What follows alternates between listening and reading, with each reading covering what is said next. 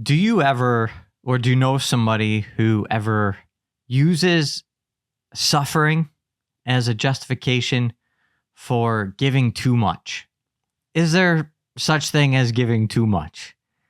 It's a good question. We're supposed to follow Jesus. We're supposed to pick up our cross and follow after him. And he went to his death. So we're supposed to follow him through death. That's the whole point, right? So what does that mean to give too much? Is that possible? Well, today we're going to open up a little bit more what dependency means as a personality pattern, as a description of what's going on in a person's interior life.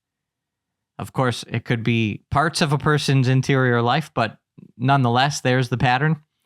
We'll talk about it in terms of the good, the bad, and the ugly. So if this sounds like something you might be familiar with, I think you might be interested. And if you know somebody who needs to hear this, please, by all means, send this episode along. Those people who you see what they're doing from the outside. They're bearing too much, and it's to their own detriment. How do we find the line between selfishness, selflessness, self-sacrifice, and then that really important but often overlooked dimension of self-stewardship? That's what we're going to talk about today. I spent the last 10 years learning how to help people using the best techniques available in psychology integrated with the Catholic faith. Now we've figured out that there's a better way to help people than just slapping a Catholic label on the same secular model of therapy you find anywhere else. The real question is, how will we make this shift to a new model of truly Catholic accompaniment, keeping the psychological sciences in mind while opening up to a more human and more effective approach? This podcast is here to give you the answer. Join me and follow along as I take you behind the scenes of what this new model looks like, using recorded audio from sessions working with my team, with colleagues, and even directly with clients. My name is Dr. Greg Bottaro, and I want to welcome you to the Being Human podcast.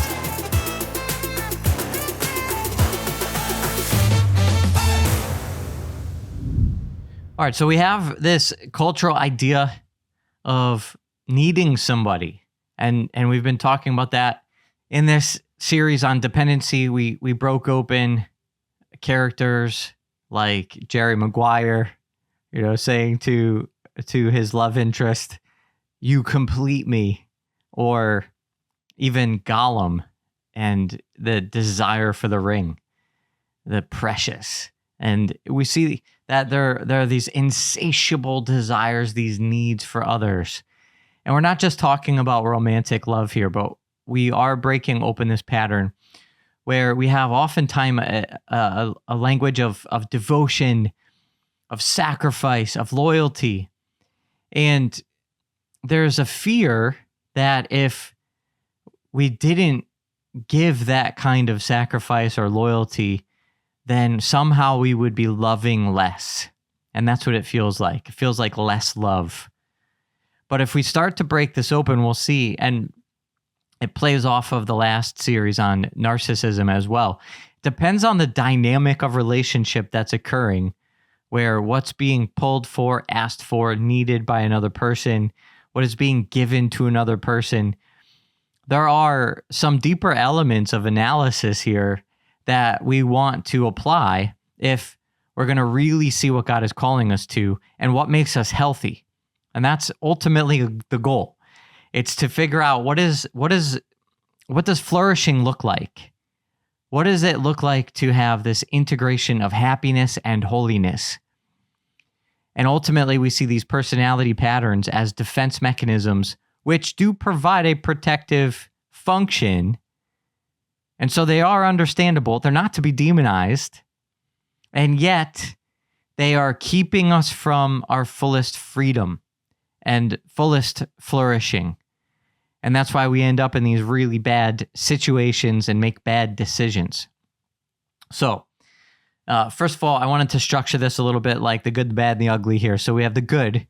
First of all, the good is to look at why dependency exists in the first place. And before we make any other comments, I do want to acknowledge here that we are dependent on a certain level in our sort of how we're made, in our philosophical, ontological, metaphysical reality. We just are dependent. We are contingent beings. That means if it wasn't for God as the prime mover, as the ultimate source of all being, we would just simply cease to exist. So we are dependent in our very deepest core of our being on someone else, and it's God.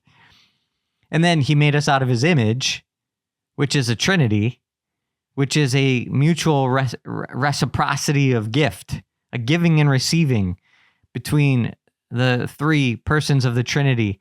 And out of that flows all of the created order, and that includes us as the kind of pinnacle of the created order. And so we have a dimension of the giving and receiving built into us that we need to fulfill. We need it. It's not an option.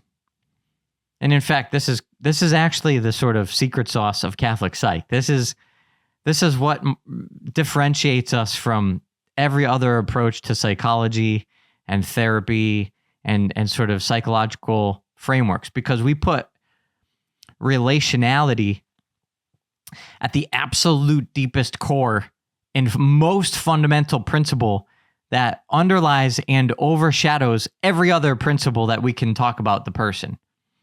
So we could talk about the faculties of intellect and the passions and the will.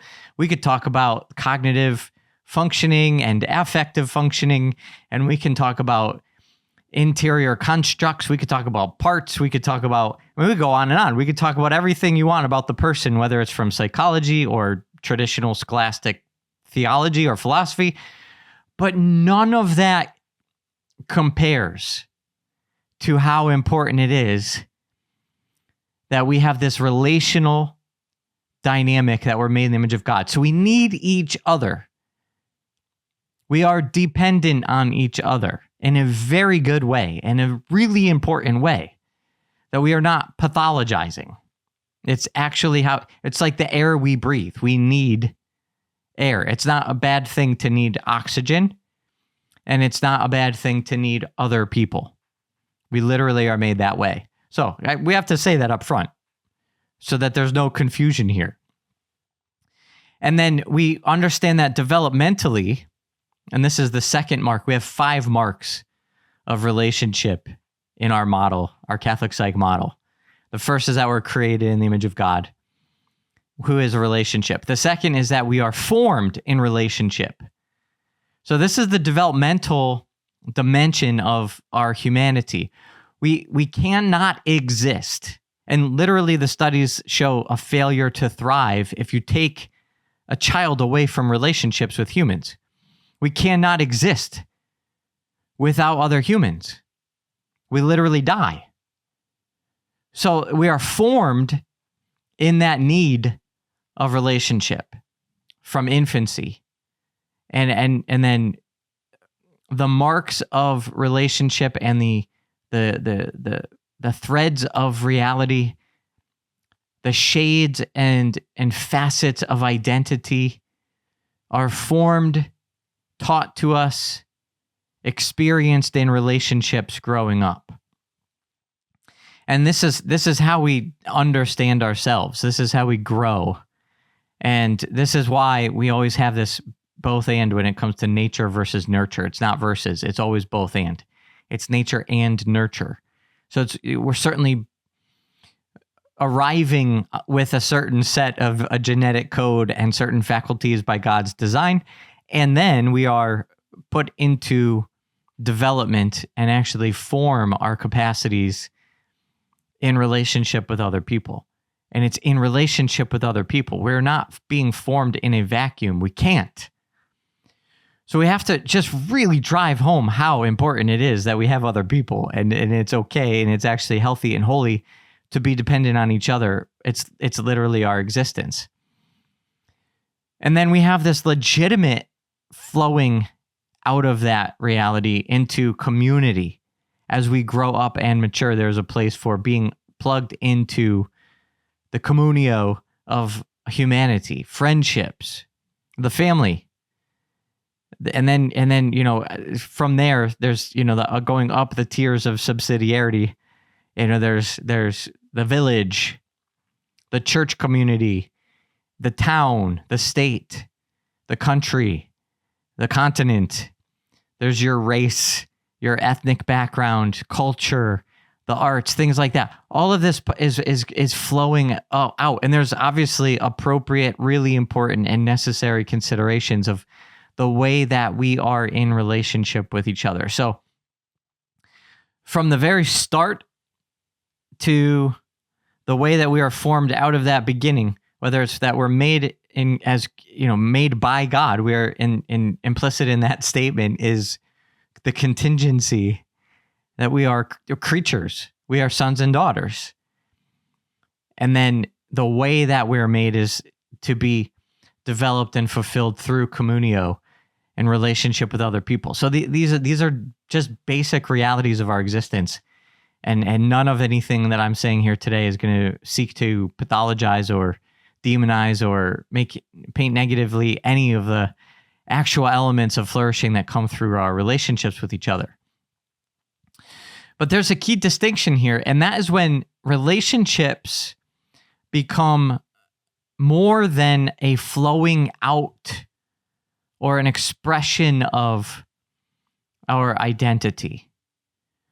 We have a key component of contingency, which is philosophically true. It is absolutely true. You are dependent on God as the creator for your existence and being. But based on how that nurturing goes that we just talked about, we have the third mark of relationality within our model. So we're created in the image of God. We are formed in relationship. We're also wounded in relationship. I wasn't going to go through the 5 marks today in this episode, but maybe we'll end up hitting all 5 here. But the fact of the matter is that we are wounded in relationship. And some of the wounding in the relationships that we are formed by make us unstable and anxious for grounding on other relationships. And so we talk about attachment theory. There's something called the secure base that we all need developmentally, even neurologically, in our brains. Our brains need the secure base. Our psyche needs the secure base. We need to know that we are loved by our creator. And as little infants, that means mom and dad. And so the presence of and the nurturing from a mom and dad, that is ultimately not self-seeking. This is really super important because, almost everybody that I work with, that we deal with, that I hear from, will say like, well, my mom was there for me. Some people actually lost their mom. Some people were abused. People have terrible situations, and the same goes for dads. But the majority of people are confused by the fact that there's a mix. It's usually a little bit of a gray area, and things are not so black and white. And it's like, well, mom was there for me, dad was there for me, and they gave us the nurturance that we needed, and they provided for all the things that we needed. But what ends up happening is that there are ways in which the imperfections slip through the cracks. And this is a different take on the understanding of psychology, the role of therapy, the need for therapy than what most people, I think, are used to. And most people have a black and white perspective when it comes to psychological work. It's either I'm healthy or I'm sick and I need help. And some people are sick and they don't think they need help. They think they can do it on their own. But it's like kind of that fundamental zero sum. It's like either all in or all out. I'm either all good or I'm a mess. or, I got some stuff to work on, but pretty much I'm fine. But then there's like these, the shades of not needing help is just kind of colors the whole thing as black and white. Either I don't need help or I do need help. That ends up becoming the sort of equation. And it's understandable, because looking at things that we need help with is really, really hard. And nobody likes to think we need help. Nobody likes to think we're sick, unless that's your pathological pattern, which that's another episode. But for the most part, we have to all recognize that we are all born into this human condition. And that's not just a spiritual reality. We're all born with concupiscence, original sin. And that's not just a spiritual reality. So what I'm talking about here is the natural consequence of original sin. And it means that there's a human understanding of original sin, not just a spiritual understanding of original sin. And so the question is like, what does original sin look like in the psyche? That's the question that not enough people are really thinking about.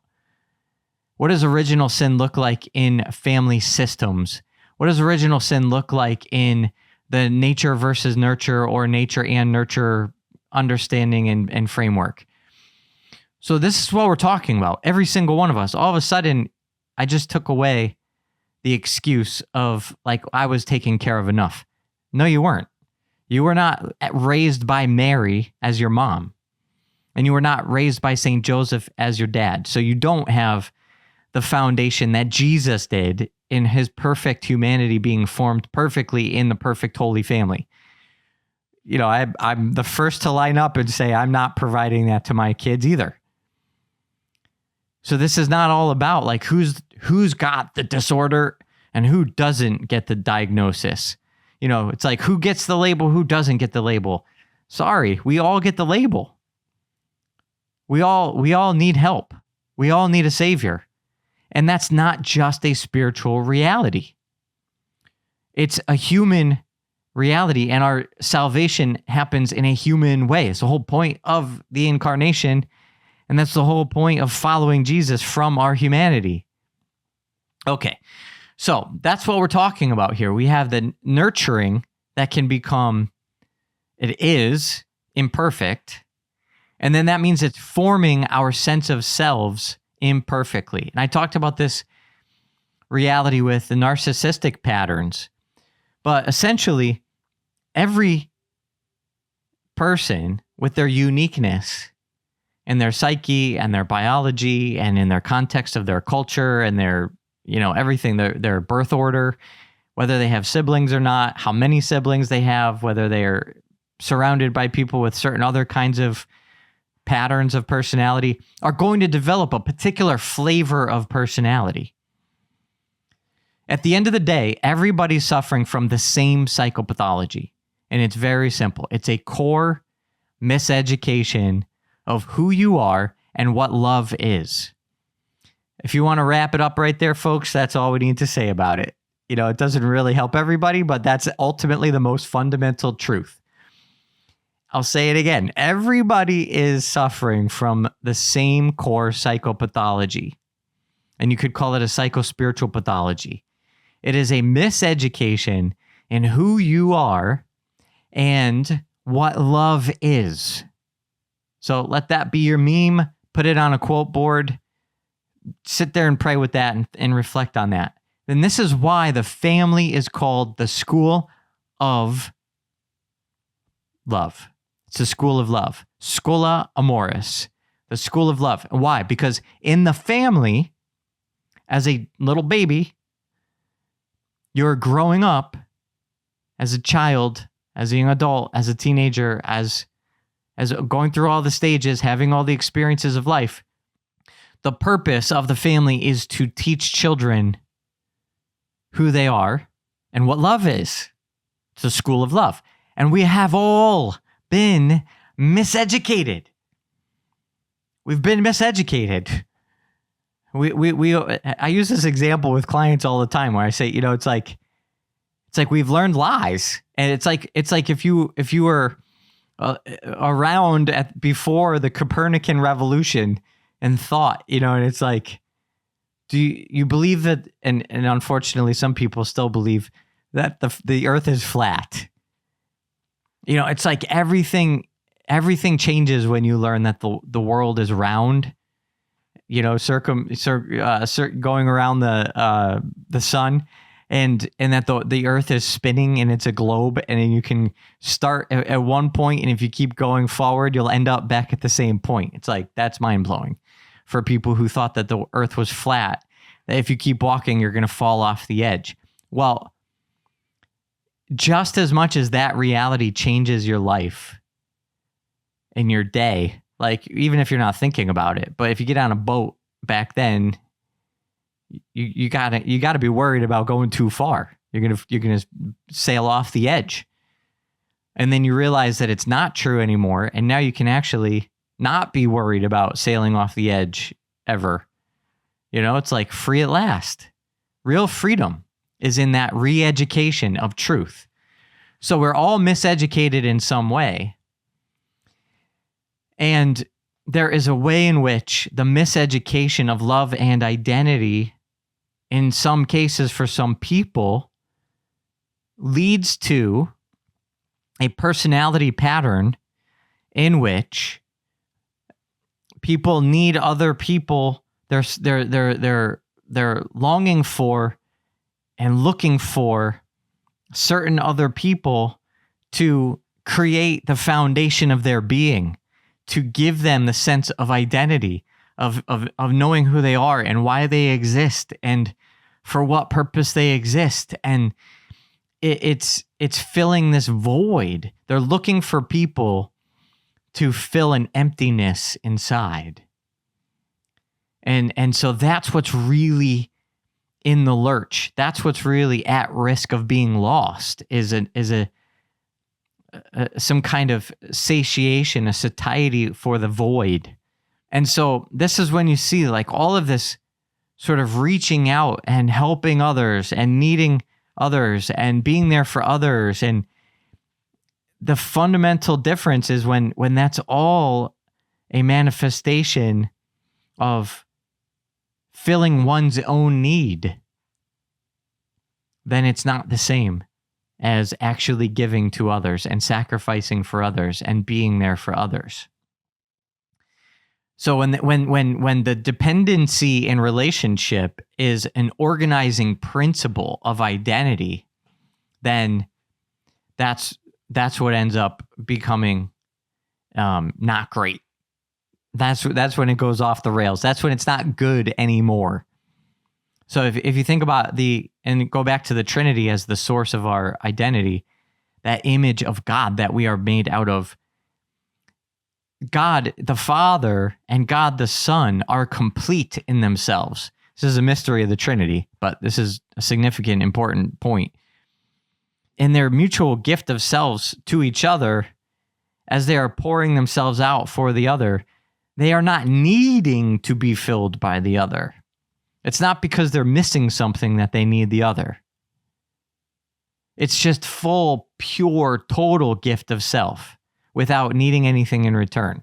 Now, again, we're talking about the Trinity in words that are very human, so you have to forgive the messiness of that and the complexity of that and the mystery of that. We can't really wrap our minds around that. But to put it in context with human experience, the love of a saint, who we can say is just a pure, who has been filled by God fully, or we can even talk about the Blessed Mother in her sharing herself, giving herself. She was not looking to be completed in the gifts that she was giving of herself to others. She fully received all that she needed from God in her immaculate being and her perfection. She was already the perfect recipient of all of God's love and all that God had to give her to sustain her in being and also to fulfill her own development. So when she gave purely without needing anything in return. That's the image and model. And then ultimately we could say the same for Jesus, and we could actually say the same for St. Joseph. And then we can say the same for people who are in the moment of acting like a saint, and what that really means. That's pure gift. But that doesn't mean that every act of sacrifice is pure gift. There are plenty of times when people are looking for something in return. And so what we see here is a shift from relational reciprocity to anxiety regulation. People who need others, if they don't give themselves, if they don't receive the validation of having given themselves, and it doesn't mean the other person the recipient's even going to be grateful. Maybe the recipient doesn't even know the gift was given, but the giver knows that the gift is being given, and the gift is being given as a form of anxiety regulation, of self-regulation. It's a pattern that needs to be done in order to make oneself feel stable, feel whole, feel like they've got some value. And ultimately, this effort of the gift, giving, being out, pouring oneself out, thinking about others, doing things for others, is motivated by a deep fear of abandonment, a deep sense of loss, a deep terror of that emptiness inside that comes from being alone. And that's a silence of a void and a kind of emptiness that has not been filled by God and has not been taught how to be filled by God. And it has not been filled by parents on a human level, perfectly loving to fill that emptiness and fill that child up with a sense of security so that they don't have to be anxious about getting their identity needs met. This is what's happening there in that situation. And so we can see this also happening when there are relational dynamics, when somebody is in that position of dependency for the sake of fulfilling one's own identity, where bad decisions are made and relationships grow more toxic by the day, the month, the year, depends on the context of the relationship. But it's like if when they finally come across somebody that's going to keep taking what's being given, then that creates that dynamic. And we talked about that in the dependency narcissistic dynamic. And narcissists are out there, those patterns are looking to just take from anybody to feed this insatiable need of being built up and feeling really important. And then the dependent pattern person is out there looking to give. Well, as soon as those two people cross each other's path, it's like, the two poles of a magnet, when they finally click with each other, all of a sudden you've got a continual feeding and a continual eating, a pouring out and a taking in. But in order to continue that process, it's going to keep getting worse. It's not like it stays static. Nobody who's feeling their terror of ordinariness is going to be happy with the same thing I got yesterday. It's like new tests have to be levied. New gauntlets have to be passed. It's like you have to prove yourself more than you did before. There's always going to be reason to not trust it anymore and want more. And then the dependent pattern is always going to show up, and it's going to be ready to meet the challenge. And I can, if that's what you need, I can give that. If that's what you need, I can give that. That's what you need, I can give that. Just a little more, just a little more, just a little more. Because the need is insatiable. The person that it's being poured out onto is not the cause, nor can be the solution of that depth of emptiness inside for that dependent pattern. And so it'll never work. It'll never be enough. It's going to have to continually grow, which is why some of these patterns at first don't seem so bad. And they could be really confusing when they look a lot like Christian charity or romantic love, and, just the need to sometimes lay yourself down and lay down your life, for another. Of course, that's real. And it starts off you're not really sure if this is that or if this is maybe something unhealthy. And then, but then it just grows. It keeps getting worse. Like more things are being sacrificed. Worse decisions are made along the way. And so instead of a growth towards whole flourishing, there's sort of increasing complexity, increasing damage, sort of things going in the wrong direction here. And so we have these emotional consequences of, the anxiety is not going away. The resentment builds. There's exhaustion. And when you see those, anxiety, resentment, and exhaustion building or not decreasing over time, that's a pretty significant mark of a really unhealthy pattern. And so then that will continue to grow. And that's when things get ugly. As dependence becomes problematic, it's sometimes stabilizing the self. It sometimes is giving what that deepest longing is looking for. But then because that other person that it's being given to wasn't the cause of the emptiness in the first place, it's not going to last. So then it's like a drug. And you go back for more and you go back for more. And then it just gets worse. And so the consequences of this continue to increase. And so once there's this pouring out, and then there's a lack of satisfaction, or the satisfaction doesn't last, then there's the resentment, and then the resentment grows, and then there's exhaustion. A lot of times I see this happening too with people where they need to find more coping mechanisms. And so then you end up finding people who are turning towards addictions. And this can be the source of a lot of addiction, whether it's drugs or alcohol or pornography or gambling, gaming, people who are just, immersed in social media. And I mean, obviously there's a lot of reasons for people being immersed in social media, but I'm just saying that's one of the kinds of things that are happening to cope with that type of exhaustion, anxiety, resentment cycle. And that's going to need a release. People need a break after a while from that kind of cycle. And so then, this leads to the ugly. And that's where that kind of dependency can slingshot. And you can have the opposite kind of effect where somebody just breaks. They had enough.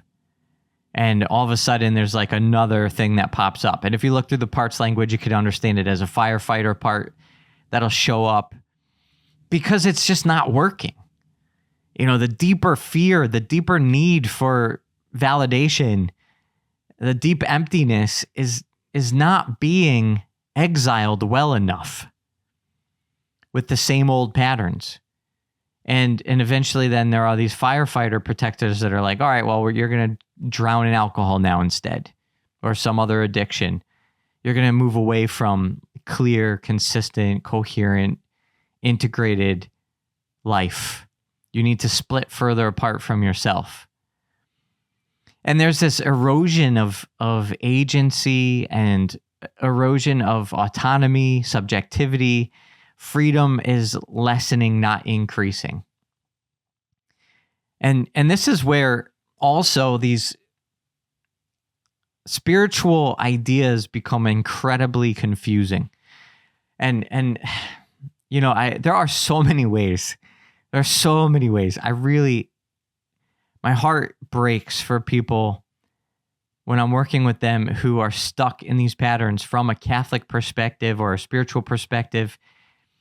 And it's like there are so many spiritual maxims or scripture quotes or spiritual sayings from saints that can be used as a kind of spiritual bypassing.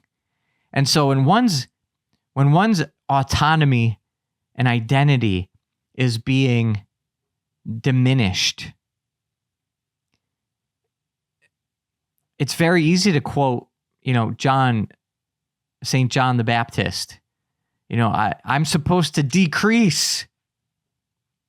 Or it's easy to quote any saint who has anything to say about humility. I can't count myself as important. I shouldn't think about my needs. It's so confusing for people in these situations. And they don't realize how much is missing from the foundation. That when people are not missing these particular dynamics or pattern, when they're not missing this foundation, it's not confusing. It doesn't have to be confusing. It's understandable that it is confusing when you're missing the foundation. And again, I talked about this with narcissism. There's a spectrum, right? So it's not this all or nothing. It's not black and white. It's not that you either have the disorder or you don't. It's that we all have a spectrum. We all have these parts. We all have narcissistic parts. We all have dependent parts. And so we have to see where that spectrum is for that part at a particular time, also because it changes all the time. But if we, and then people that are really consistent, who are across the sort of point of threshold on the spectrum, and it's really distressing and they can't separate from that part, and they're sort of making consistent decisions repeatedly based on trying to meet that insatiable need. That's where there is, yes, a threshold we can cross where, okay, now we have a designation, a label, a diagnosis. There is something called addiction. That's real. There are personality disorders. Those are real. And that's what it means. It's like, how much is this really taking over your life? It's not, do you have these parts at all anywhere inside of you? Because you have to raise your hand. We all have it. We all have narcissism, dependency, borderline, histrionics. We're all avoidant. We're all a little OCD. We're all the things. But we're not all past the threshold on all of the scales. And that's what we try to evaluate with people when they need extra help. That's what we do in mentorship. That's how we walk with people. It's like, okay, how can you get freedom? Even though we all have these parts, how can you have freedom? So you're not making decisions about how to pour yourself out so that you can fill this need that you have to feel like you have an identity or value or being or goodness, or that it's important that you exist. It's good that you exist. Like, that's the void that's being filled for the dependent person in this way, in those parts. When sacrifice reduces freedom instead of expresses freedom, that's dependency. When there's confusion about humility or self-erasure, that's dependency. As there is this erosion of subjectivity, erosion of autonomy and agency, that's dependency. When this internal emptiness is coexisting with relational loyalty, that's dependency. And it's like, the deeper the emptiness, the deeper the loyalty to this person who's the recipient of this gift, quote unquote, of self. It's not a gift. And it's an effort to fill the emptiness. And that's dependency.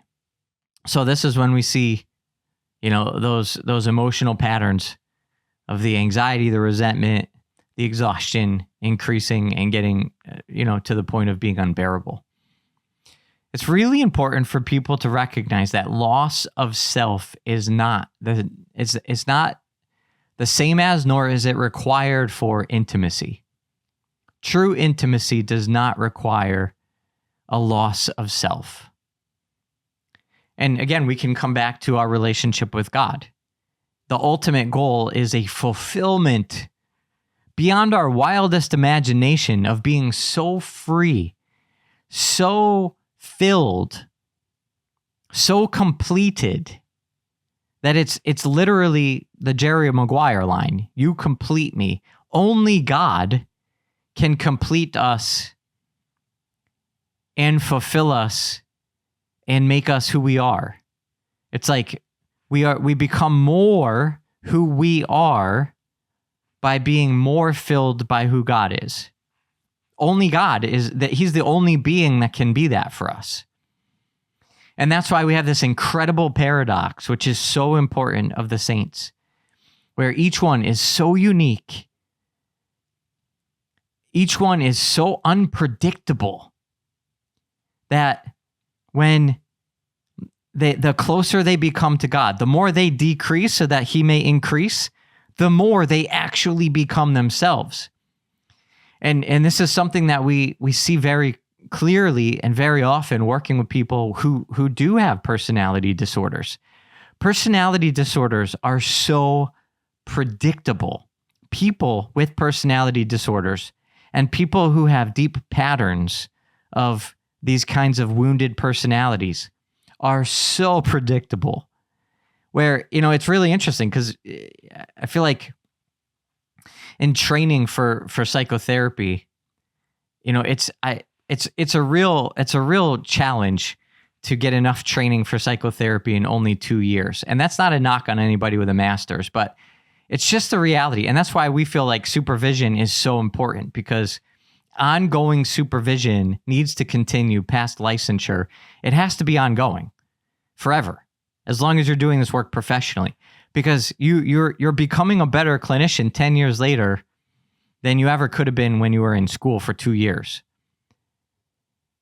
But the training, and even the training I've received, the professors who taught me, and this is super common narrative, it's, personality disorders are really, really difficult to work with. And I've literally had professors say, if you get somebody with a personality disorder, refer them immediately. Don't see people with personality disorders. And I think, number one, this is horrible. Number two, it's actually not even professionally accurate. And it takes a lot out of somebody to walk with somebody with a personality disorder or some of these patterns, which are bound to come up. But when you have support from a supervisor or from colleagues that you're meeting with regularly, it's not hard. And it is hard if you don't have that, which is okay. It's understandable. It's a whole system. The secular system, they don't require the supervision, and then they tell people to avoid the personality disorder. So that makes sense. But that's not the big picture, and that's not the full professional picture of what is actually possible in this line of work. And when it comes to especially personality disorders, that's when it's predictable. There's nothing unique. In fact, I think the most difficult work I've ever done is supervising or having people in therapy who are really holy. Because you have no idea what they're bringing in the next day. Supervising somebody, giving spiritual direction to somebody who is actually close to God and not basing their decisions and all of their thoughts on their deepest core emotional needs that were malformed and miseducated by parents and family life that was really, really wounded and damaging. That's difficult. We need to be able to see that there is this really interesting sort of correlate, or you could call it a paradox, with having more of oneself grounded in truth, filled by God, and then being unpredictable and actually unique and becoming more who you are as a unique human who's never existed before and never will exist again, like a snowflake. We're all, I guess politically this is not a good statement, but we're all like snowflakes, or Therese said flowers. I think the flowers are all unique. And we want to be able to see that. Like, that's what we're called to. We're called to uniqueness. And that means becoming more ourselves. Our identity actually can flourish. And it's really, really, really important who you are. So coming back to my point here, humility does not mean being unimportant. And if there's confusion about that at all, that's dependency. That's what it looks like. That's what it sounds like. That's what it feels like to the sort of regular person on the street. That's the layman experience. So all those things that I listed before are the layman experiences. And when you see those things happening inside of you, it's like, yep, that's what that is. It doesn't have to be that way. It's not intended by God to be that way. That's because of a miseducation in the school of love and other formative experiences growing up that have taught you who you are in an untrue way, so that you're looking for importance still because you didn't learn how important you actually are. And you're looking for being, ultimately. You're looking to know that you're sustained, that you're held, that you're taken care of. It's not a normal part of your lived daily experience to just feel like you're on solid ground, being held and supported and loved. And it's, just the way that a baby should feel, and usually does, by, mom or dad will just keep the baby picked up, not just drop the baby on the floor someplace. Well, okay, physically that's good to take care of that for an infant. But then there's emotional carrying, emotional holding, emotional meeting the needs of that happens in childhood that also needs to correlate to that physical safety. And that's where we can emotionally then feel held as adults, or safe on solid ground, regardless of who might ignore me, regardless of who doesn't come back to me and tell me I did a good job, or that I helped them or saved them, or regardless of who, going back to narcissism, doesn't tell me how great I am and how special I am and how extraordinary I am. We don't need all that because we have it already. It's who we are. It's who we're grounded on in being created in God. And it's God who creates, who sustains us with all of that. But it's our parents who need to teach it to us. So this is where the attachment theory stuff comes in. And I already mentioned this, alluded to this, but we're, instead of getting a secure base, a person with dependent patterns will have an anxious attachment style. They're looking for more. They're constantly worried. Am I being seen, held up? Am I being supported? And if not, then I'm going to go out and try to get it. And that's the way that a dependent person can do it, by pouring themselves out, by giving themselves over so much. So, kind of just to quickly summarize this or bring this together, I think we want to just make a couple of points here. Christian self-gift, following Christ, presupposes a free identity, a differentiated, autonomous, self-determined person. And then the gifts that are given are freely chosen, psychologically, emotionally, seen in the context of the situation. And it's oriented towards the good of the other, not just the good pleasure of the other, but the actual good of the other. And this is what you see happening with, this is what I love about love and responsibility for teaching chastity. It's like, if you really love somebody and you want to be chaste, if you're not married, what's the actual good of that other person? Because sometimes people will say, well, this is what he really wanted, and this is what he really, asked me to do. Or this is what she asked me to do. And so I felt like I was doing the loving thing. I didn't really want to do it. It wasn't even for me. I didn't really even enjoy it, but I was doing it for him. I was doing it for her. That's dependency. If you know morally and psychologically it's better to be chaste, but you're doing that to a person, you're for a person, quote unquote, without, without sort of that guardedness of discernment, that's not love. And it's not a gift of self. It's not a gift at all. It's actually, you're taking something, in that sense, feeling like you're doing something good, but you're actually not. And so it has to always be oriented towards the objective good, to will the good of the other. That's love. And to not will the good and to not do the good is not love. So there's an interior sort of cohesion between freedom and agency and truth, all these philosophical terms. This is all JP2. And it's also Aquinas and Augustine. This is not, out of left field. This is not psychobabble. This is just tried and true, core, basic Catholicism. And ultimately, there's a deepening of communion.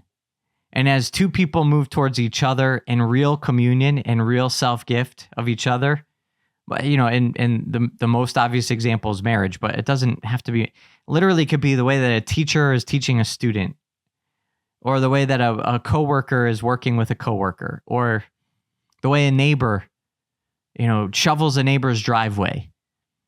But it leads to deeper communion ultimately in some way, shape, or form, appropriate to the context. And that's what we're looking at here. That's the judgment of it. It's like you could see it. If you know what you're looking for, you can see that very clearly. Instead, when there's dependency-driven self-gift, we see that that supposed gift is a substitute for a stable self-identity or a stable self. It's compelled by fear. It's oriented towards preserving attachment, keeping the relationship together, and reducing one's own anxiety.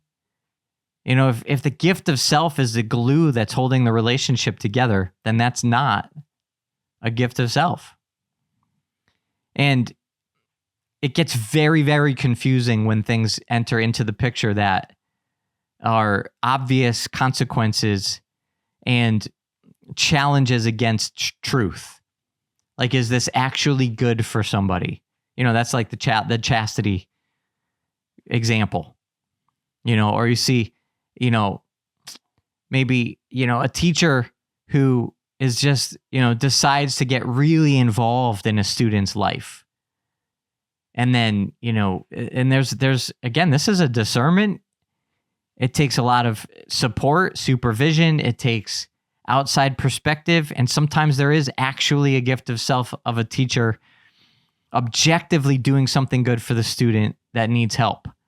But then there's also ways that teachers can go beyond their boundaries, and they become coercive, or they become sort of trampling on real family rights and family roles and responsibilities. And so the age of the student obviously matters. If you're talking to about a college student versus a fourth grader, a teacher telling a fourth grader that their parents are lying to them about something, like that should probably be a pretty significant thing that's held in question, versus the nuance of speaking to a college student. All this context matters, but when you start to present the data and you see the consequences, and then you're shown the light of like, oh, actually this leads to division. This is leading towards, a situation where somebody is doubting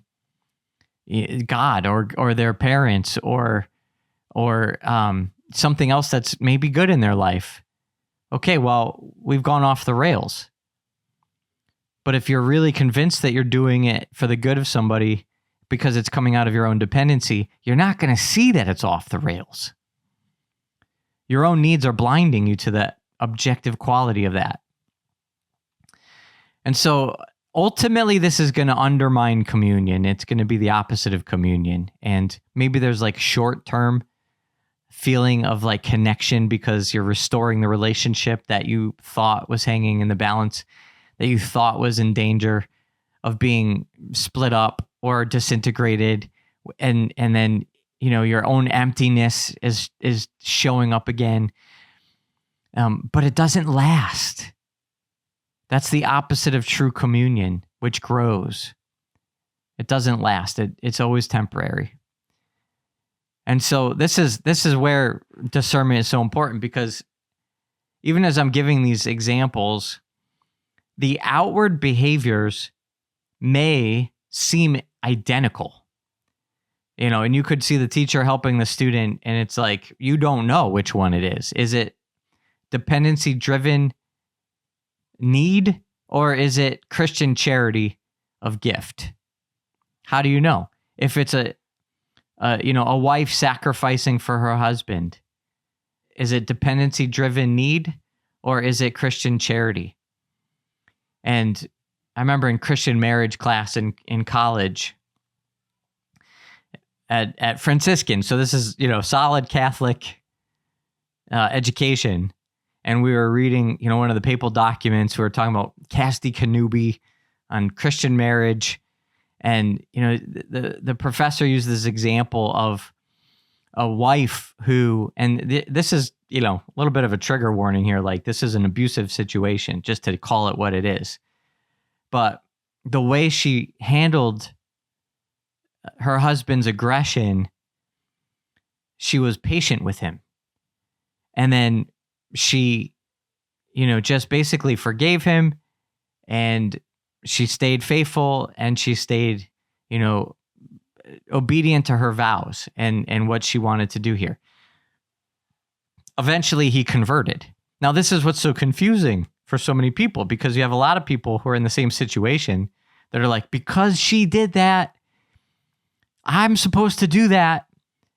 And it's like, but what we're not getting there, what you're missing, is that this woman was already fulfilled by God. She was not getting anything out of her husband. She did not need her husband. If her husband rejected her, if her husband was cheating on her, if her husband was abusing her, she was not, of course, I'm sure it bothered her, but it's different than what we're talking about here, where her needs for her own identity were not in question.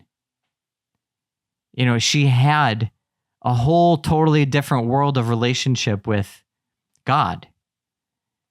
And vice versa. It can happen both ways. So when it comes down to it, it's like, where is this person right now in their life? It takes somebody, and this is why spiritual direction is so important.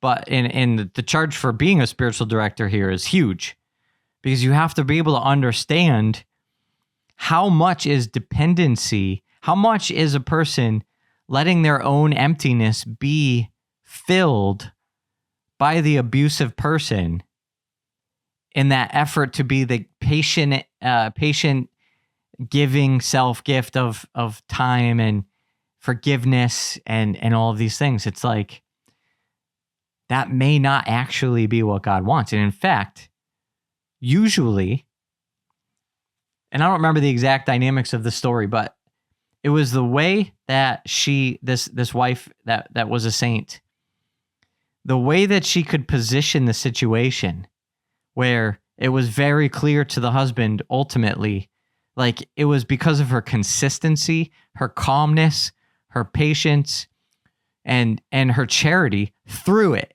So the charity was not a roller coaster. The charity was not like when she felt like giving and then she was forgiving and then she was trying really hard to be kind, but then she was, feeling beat up and resentful and exhausted. Like she was not on that cycle. And so what it meant was that her consistency was almost the most convincing of realities for the husband to eventually kind of hit against. Like that was the wall. She wasn't playing his game. There was no back and forth reciprocity between the two of them. She was grounded on and solid in God. And then because she was that happened to be the context that she was in. Today most of these relationships that we see here, and also I got to remember, I should have looked up who the saint was. This was off the cuff as an example here, so I didn't look her up. But I'm pretty sure it was royalty. She was one of the royal saints, and also, that's a situation. We're also talking about a time of like prearranged marriages. Whereas today, if I was guiding somebody who's dating and you're in that situation and you can already see those patterns emerging, run for the hills. Never in a million years would it be God's will to enter into a situation like that and make a vow. I don't even know how valid that vow is at that point. Run for the hills when you find yourself, whether it's that fullest articulation of relationship in marriage, or if it's a dynamic that's playing out within siblings, with a child and a parent, or if it's, the teacher-student situation. Whatever the case might be, as soon as you see that dynamic start to play out, a healthy person is out of there. We're not spending any time on this one. The healthy person wants nothing to do with it. And in fact, even the healthy person with somebody with the dependency is also kind of moving along, because it's like, yeah, they see already like you're trying to give, but it doesn't feel like it. It feels like you need something in return. And I don't really need that in my life. I'm going to move on. So it's like when we have these abilities to kind of discern and the freedom to make choices like about who we marry, or what classroom we stay in, or how much time we actually give to our siblings, or at the family dinner table, or at the holiday meals with extended family or whatever. It's like, yeah, we can make choices. And when some of these things start to be really unhealthy, we can start to distance ourselves. That's actually the healthy thing to do.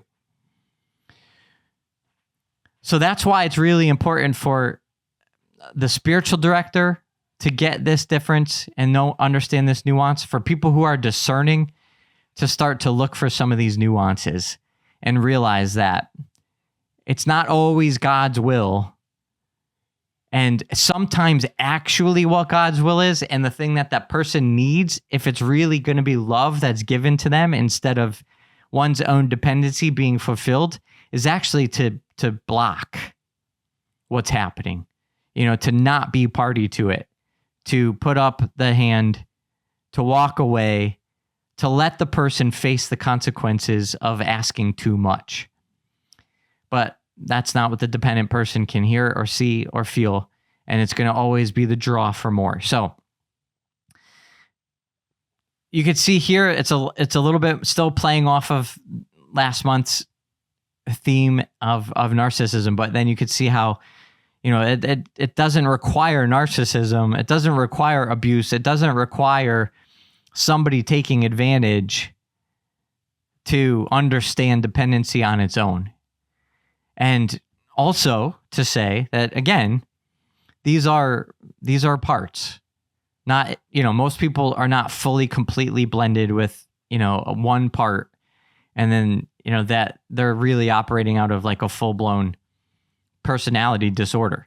So we, like I said, all have room for hearing this and thinking about these patterns and dynamics and how they play a part in our lives, and think about where that becomes appropriate application in maybe in little ways.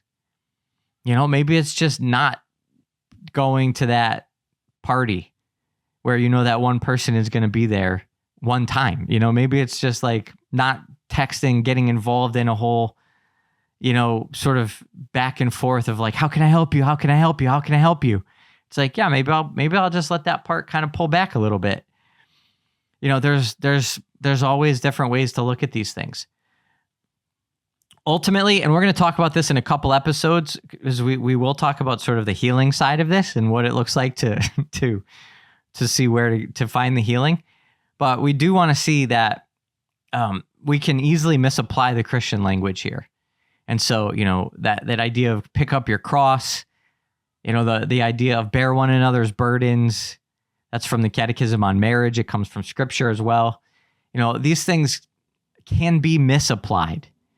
And we can use these ideas as spiritual bypass sort of scapegoats for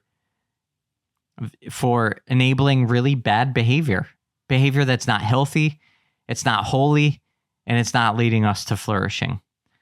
So if any of this is triggering anything for you and you need to talk to somebody, we have free consultations available. We're happy to take your call. Come to CatholicPsych.com/mentorship and, fill out the form to get a call, to get a, free consultation with one of our coordinators. Our expert coordinators are able to talk through this stuff, see if you need some help. Maybe a mentor is good. Maybe we could give you a recommendation for something else. But I don't want you to just listen to this in a vacuum and feel like there's no hope. Because we're opening up some really deep stuff here. And that's the plan for this year, to keep opening up the deeper things here. So I hope this blesses you. I'm praying for you, praying for the way this lands and what gets stirred up, that it's also held in a space of deep grace and assurance of God's presence in your life and accompaniment through whatever it is that you're going through. And pray for me. Pray for us at Catholic Psych and all the work that we're doing. Pray for our clients if you think of it. And otherwise, till next time, God bless you. Thanks for listening to the Being Human podcast. If you've enjoyed this episode and want to help us spread the word and hear more, please head over to iTunes, leave us a review, and subscribe, as it really helps us to get our content out to more people.